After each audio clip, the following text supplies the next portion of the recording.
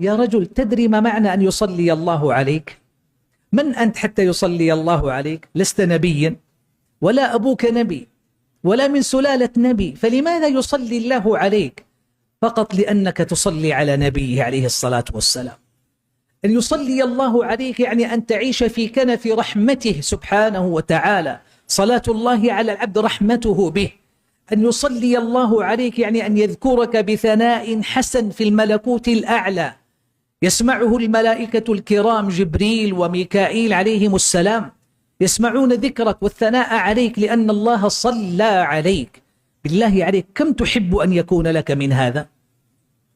فاستقلل أو استكثر، أقبل بالصلاة على نبيك عليه الصلاة والسلام.